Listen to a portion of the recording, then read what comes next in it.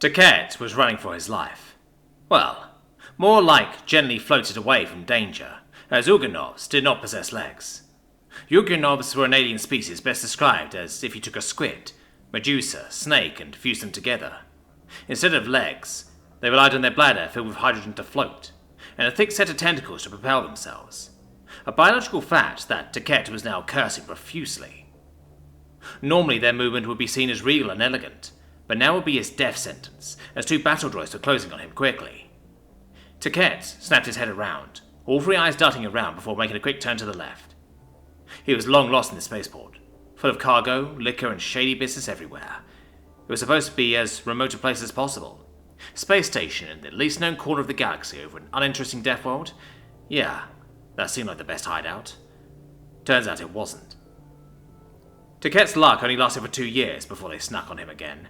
He cursed his luck. How could this happen? How did the Crown Prince of Obol, his homeworld, end up as nothing more than a homeless vagabond, hiding in corners and eating trash left behind by others?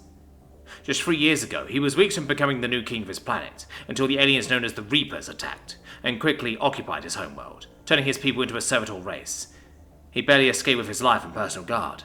As a royal, he was marked for execution by the Reapers. Everything went downhill from there. Reapers would stop at nothing. He was too valuable and dangerous, as a last symbol of hope for his people. In their mind, if they killed him, they could pacify his species completely. They were relentless, hunting him down from planet to planet, from ships to space stations. In the end, all of his personal guards had paid with their lives for his protection, and managed to hide him here in this godforsaken place. Here he lived, until today, when the droids appeared in his sewage hideout. Taquet heard the clanking of robotic feet. They were not far behind and closing in still. He made another left, into another grey, rusty and badly lit corridor. The heat and humidity was almost unbearable. His skin was getting slimy from it. Above, he could hear the noises of the streets and catch glimpses of artificial sun in the middle of this ring station. Mechanical sounds echoed in the canals. He could see their metallic shadows. I should be close enough, I may lose him in the crowd, Taquet thought, and aimed for the hatch. With a rusty growl, it opened, and let him on the light. He found himself near the space docks, surrounded by hundreds of aliens, all going off to their business. Nobody paid too much attention to his appearance. Here, everybody was outcast or in the grey area of galactic law, if not over it. Though Taquet felt particularly vulnerable compared to massive purple-skinned beasts with horns, or an alien with claws so sharp they could cut him in half. Taquet was scared. Everything here screamed, "We will knock you out, rob you of your valuables, and take your spleen as a bonus." Which wasn't too far from reality, as Uganov's organs were known to have great healing properties on the black market. But he didn't have any other option. He had to find a ferry and get out of here, now. He ran his tentacles over a hidden ring. It was made of iridium, a rare metal. It was hopefully enough to pay him a ticket out. Whoosh, wheeze, clack, clack. Taquet turned around. Droids made it out of the sewage already, pushing away the crowd and scanning the area for him. They were Mark IV models, if he could guess. Chrome polishing, dual-barreled blasters on one hand, and melee weapon on another. They were like giant metal insects of death. Taquet yelped out a most embarrassing sound and raced forward to the docks. He could already see the ships, it wasn't far, and most captains would spend their time at the local bar near the piers. He flapped his propelling tentacles as hard as he could, to the point of being in danger of overheating. He didn't even notice the strange glares he was given when he rushed into the bar. He definitely noticed the smell, however, as smoke was curling up through the pub. For a second, Taquet thought there was something on fire, but it wasn't. The source of the smoke was a strange device in the mouth of an alien species he only read about once in the books before. A pale skin, set of 4 limbs with 5 fingers on each, big head, front-facing eyes with fur on top of it, muscular, almost primitive-looking. A human. He was the only customer there. He had used sunglasses despite the dim light, and wore a bulletproof vest on his bare skin, combined with camo pants. In the mouth, he was smoking a cigarette, and in the hand, PDA display. "Hey, watch!" someone yelled outside. "Smack!" was a robotic response. "Don't get in our way." Taquet rushed towards the man, frantically trying to get his attention. "Please, sir, you're a captain, right? I need to get out, now. We have to go. Those robots, they're after me. They're going to kill me. Please, help me. I can give you my iridium bracelet if..." Slam! A robot entered the pub without bothering to open the doors, which the barman was not happy about. "Hey, you'll pay for that door," growled the barman angrily. But the second he complained, one of the droids aimed his blaster at him. "You know what? It needed renovating anyway." He barely got out of his throat. The other one was making big steps towards Taquet. "You are going to go with us," Resistance is futile. No, please no, cried out Daq, as big metallic clamps closed around his tentacle and started to drag him out. Please, started pulling his eyes out Daq. Hey, tin cans. A loud voice pierced the air, crisp, clean and defiant. Challenging. It was the human, hand on a holster around some kind of firearm, sunglasses reflecting a menacing look of the droids, yet the man did not even flinch. There was a disturbing aura around him, like an armed bomb ready to explode in primitive rage. You are going to release the little guy and walk out of there. Or we can do it the bad way. Man's fingers moved. A clack could be heard from his holsters, perhaps aiming it. Do not intervene. We have no quarrel with your species. I said, put him down, spat the man. Daq managed to catch glimpses of the human's eyes, flickering with hatred and malevolence towards the droids. Droids do not take kindly to that. They ring. Bang! Bang! A gun roared, deafening Daq. Robotic guts exploded, covering the room in machine gore. With his captors being turned into scrap, Daq wriggled free and took a look at his rescuer. He had a mesmerizing handgun in hand, silver with a cylindrical magazine. Amazingly, he was taking out the cartridges and fitting in the new ones. A kinetic weapon? Murmured Daq. Name is Cyril, and I accept your offer. How shall I call you? Said the man, putting his gun back in his holster. Daq, Crown Prince of Obol. Well, Daq, I am not going to question how someone like you got tangled with Reapers, but I can offer you my help. I was shipdog nearby, I was about to leave anyway. Thank you so much, sir. I can't pay you enough. Yeah, let's go. I bet more droids are on their way. What exactly have you done to piss them off? Just existing, replied Daq as he followed Cyril. Man smirked. Fair enough. It took only 10 seconds before it happened. Surrender or we fight. Bang! Answered Cyril rudely with his revolver. A firefight ensued as droids returned fire with the plasma blasters. They pinned Cyril and Daq behind a wall. Cool! They had an upgrade, didn't they? Are you always firing first? Said Daq. Better to be me than them, answered Cyril. We're gonna have to run, I can cover you. I am not exactly fast, I lack legs, complained Daq. Cyril took one look at him, quickly went over something in his head and asked, Can't believe I'm saying it, but can you wrap your tentacles over me? I suppose so. Excellent. Then it's time to use this, smiled Cyril, pulling out a spherical object. I always wanted to use one of those. Is that a fusion grenade? Cried Daq in alarm. Homemade, said Cyril proudly. You'll kill us all. Not with the right calibration, laughed Cyril, as he tossed the grenade. An explosion shook the plaza a second later, causing all sorts of blowing alarms to go off, alongside dozens of droid parts raining down. Daq was still contemplating on what he just witnessed, when the human yanked him and sprinted out, dragging Daq with him. Daq was holding for dear life as the man dodged and wove through the narrow streets, while plasma bolts were flashing by. Daq had to suffer through deafening barking of the revolver when Cyril returned fire. Damn, the human was deceptively fast. Nothing like a good cardio in the morning, joked the man. This isn't a really good time for jokes. They are trying to kill us. Calm down, this is a piece of cake, replied the man. Ivan, prepare the ship for departure. We are coming in hot, said Cyril into his earpiece, which was built into the sunglasses, Daq noted. Aye, Captain. You still local ago again? Answered another human in the call. Negative, but I have a different package, code 2. Cyril paused for a moment, just long enough to empty his revolver into a charging droid. Make more of those antimatter-laced bullets. Handy, aren't they? Very well, sir. I will tell Pavel to expect you at the front doors. Eek! Yelled Daq and ducked, when a plasma bolt went too close for comfort and sent a bit of wall paneling into the air, pieces of which cracked Cyril's sunglasses. Son of a bitch, these are handmade, roared the man, and pummeled the hammer on the revolver, unleashing his fury in a metallic melody at the robot. Note to self, don't touch his sunglasses, said Daq to himself inwardly. Honestly, he was beginning to be as afraid of Cyril as of the Reapers. There was something about his sheer, uncompromising brutality and carelessness, as if this fight was nothing more than an annoyance for him. Finally, they reached the gantries, where the most bizarre and unnerving sight awaited him.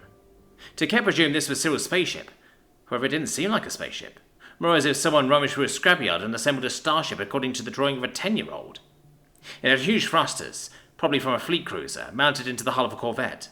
To say the hull was ugly would be an understatement. It was bulky, lumpy, with no cohesion, and hull plating as if made from scrap metal.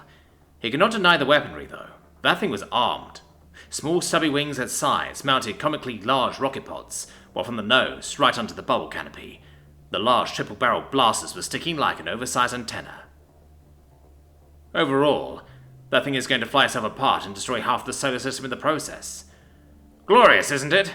Said the captain, when he noticed Daq's gaze. I named her Titania. Pew, pew. Yes, very impressive. Can we talk about it when we are not under fire? Said Taquet so fast and mumbly that he could not be understood. A hatch opened at that moment in the side of the ship. At first, Taquet thought that there was a tank in the cargo bay. However, then he noticed it had rough proportions of a man, a big man in even larger power armor, with a huge Gatling gun that started rotating. Say hello to Pavel. It took less than 3 seconds to scrap all the droids in an instant with a barrage of lead. The huge man slowly walked towards them. Mask of the helmet opened to reveal his face, gleaming and smiling. Great morning, Cyril. Having fun, are we? And who is that? That's Taquet, the Crown Prince of Opal. Of royalty? chuckled the man. Get inside. Taquet didn't need to be encouraged twice. He released his grip on Cyril and slipped into the ship. The interior did not fare much better than the exterior. Missing panels, exposed wiring, tubes, some posters with naked humans in the bunk beds. As a bonus, strong smell of alcohol and tobacco lingered in the air. Your air filtration must have malfunctioned. There is smoke inside, observed Taquet. We don't have any, replied the third human Taquet met today. It was a curious sight, for he had a mechanical hand and an artificial left eye. He was bald, but wore a tank driver cap to cover it. He was nowhere near as big as Pavel, but he was still double the size of Taquet. He too wore a bulletproof vest and camo uniform, but had a lot of engineering equipment strapped on him, including a small utility drone. I am Ivan, the engineer. Pavel is our heavy weapons expert and Cyril is our captain. I think I noticed, replied Taquet. The captain stepped forth. Ivan, how's it looking outside the dock? Several Reaper cruisers just entered the system and are closing in. Apparently they are fond of our friend. Audible gulp from Taquet stopped the conversation for a minute. Cyril smiled. Good, I was getting bored. Have you fixed the turret? Not yet. It must be manually controlled. No auto settings works. Pavel will enjoy it. Tell him to get in there. Ship status? Reactors could use little maintenance, but we can go. Jump drive is calibrated. We should not end up in the atmosphere again, at least below 15% probability. Sounds good to me. Taquet, follow me to the cockpit. Ivan, get ready at the reactors. Let's use those new injectors when the time is right. With pleasure, sir, said Ivan, and wandered back to the engine room. A couple of stairs later, Taquet found himself strapped in the seat right next to Cyril, smashing the buttons. Literally, one got stuck and he had to use a hammer on the panels. To his shock, Taquet observed how he took a bottle and poured its contents into a shot glass. He could immediately smell alcohol. Do you really want to poison yourself before we have to fly?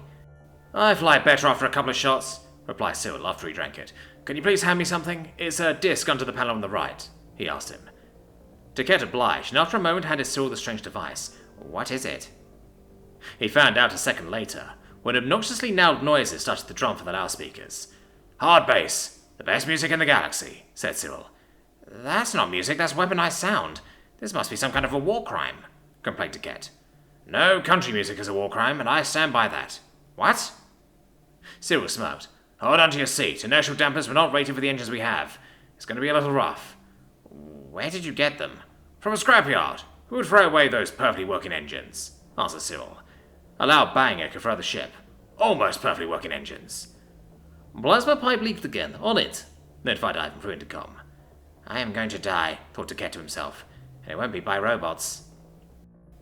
He could sense the vibration of the hull, as the ship slowly picked up speed, and its thrusters accelerated. Wait, have you requested a clearance? The blast doors are still closed. No time for that, replied Cyril. Divert all power to the frontal shields, fire up the main blasters and brace for impact. What? Let's go. The maneuver was pretty impactful, but shields held, unlike the doors. One volley melted through them like a hot knife through butter, and Tatiana flew from their newly created entrance. Woo, baby! Ha ha, woo! Howled the crew. We are going to die! Ah! Screamed Taquet instead. Engines roared. Taquet could swear he could feel the heat all the way to the cockpit. Music was loudly blasting from the speakers. Cyril was headbanging to it. The cockpit smelled of vodka, cigarette smoke, and fuel. A ship was screeching through space. A fast-moving, ugly enemy dot on radar. Contacts, bearing 160. Taquet could see on the monitor, the camera that viewed the turret, currently occupied by an eager Pavel. Let them get closer. Let them taste our lead. He couldn't determine what type of weapon the top turret used, but soon realized as the multi-barreled weapon started spinning. One final smirk before a positive tone announced locked target. Hello, have fun, said Pavel, and squeezed the trigger. The turret started blazing away. traces so close together it almost looked like a continuous beam. The buzzing sound. It was even louder than the roar of the engines. It sounded like a giant buzzsaw let loose in a beehive. A quick glance at the ship radar revealed 3 fighters pursuing them were already gone. But to Duquette's horror, more than 50 remained. "They locked us," alarmed Cyril. Just as he said that, he yanked the ship and released the decoys. Duquette could see from the cockpit as several missiles flashed by and hit the decoys instead of them. In a flash of suspect's explosion collapse. "They are using suspect's ammunition. That's illegal." "Good thing we have some of our own." "What?" "Performing an attack run." Duquette was pinned into his seat by acceleration of the swift maneuver. Cyril turned off inertial dampeners, turned the ship around his axis, and now with stern travelling forward, he let loose with the ship's main batteries. "Get some, bitches!" And with a locked tone, released a swarm of his own missiles at the incoming horde. Duquette saw dozens of suspects' flashes as machines exploded. Some fighters avoided the onslaught, and went barreling down at them, which met with return fire from 2 main rotary cannons onto the nose of the ship. A beam of lead cut to the empty space, and struck yet another fighter. The enemy finally got close enough and started their attack runs. Suddenly, Tatiana was pummeled by a volley of plasma fire. She didn't like that. The ship creaked and lashed with controls at Cyril. "Oh, girl," said Cyril gently, and put the ship back in the correct orientation. Finally, I thought you were going to steal my fun, sounded Pavel from the intercom. "We never dared to do that. Besides, I have more kills than you already." Is that a challenge? chuckled Pavel in return.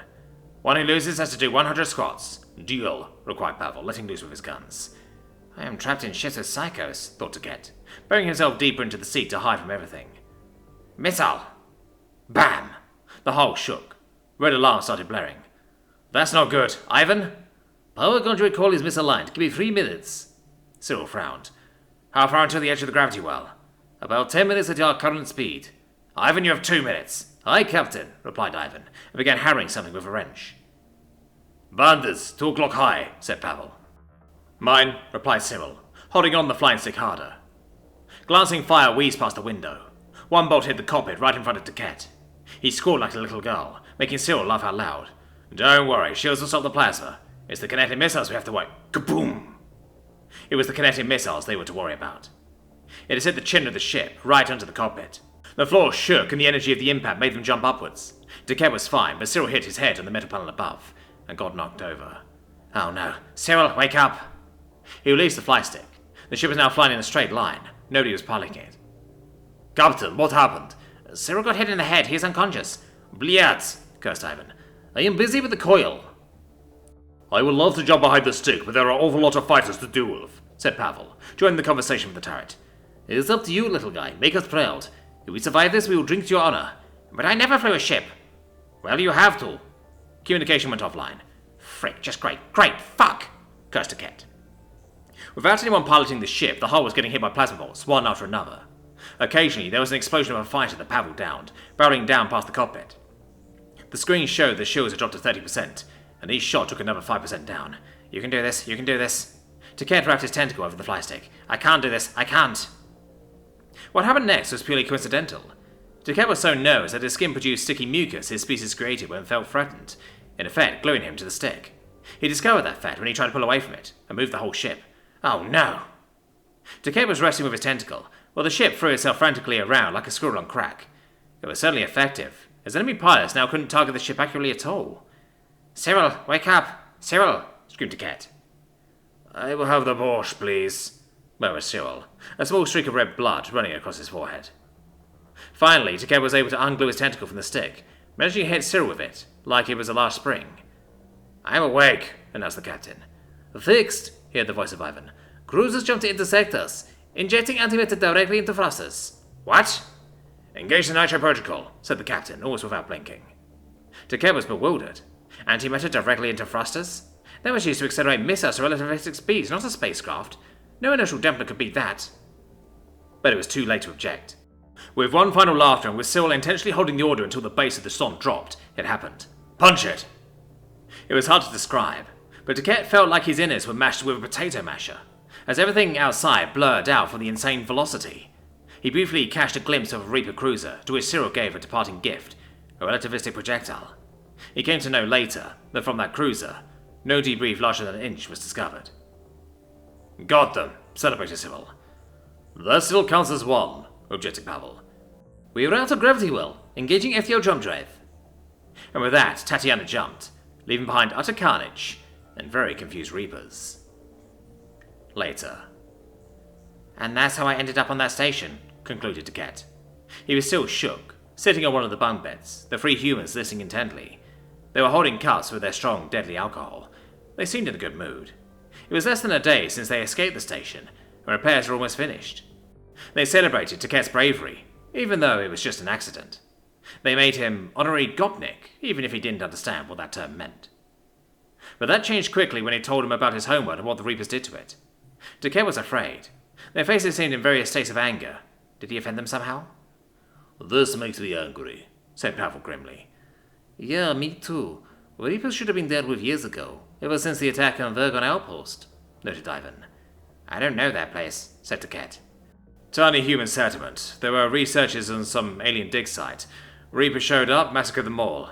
They said it was their holy burial ground. Government didn't want to start a war, so they hid it from the public and settled with the Reapers aside, explained Cyril. I guess that was their smart choice, given their superiority in AI. Ivan frowned. It was a cowardly choice, one everyone will regret in future. The longer we avoid the fight, the stronger the enemy gets. A silence fell over the crew, drowning everyone in his earrings. So what will you do with me now? I can give the bracelet right now, or you can leave me on the nearest habitable planet, offered Daq. If he was to be honest with himself, he really wanted to get as far away from them and this flying tomb as possible. Keep it, Daq. There is no honor in profiting off the desperate ones, said the captain. The crew nodded in agreement. Thank you, but as long as I'm aboard, Reapers will go after you. You're in danger, guys. To that, the humans laughed. Let them try. Many have attempted to rob us of our lives, no one succeeded. Yeah, they might have taken my arm and an eye, but I am still here, chimed in Ivan. Don't worry, I think I know a safe place to hide you on, smirked Cyril, and made eyes on other humans. Earth. Earth? repeated Daq. Yes, Earth. If you're going to be anywhere, it's there. Maybe you will even convince those dumbasses in charge to finally do something. But isn't Earth literally across the entire galaxy? Sounded Daq, worried. Perhaps, but that doesn't mean we can't get there. We are space Gopniks. It'll be fine. What can go wrong? Many, many things, said Daq, and the crew laughed one final time. Maybe it won't be so bad with them. It will be worse.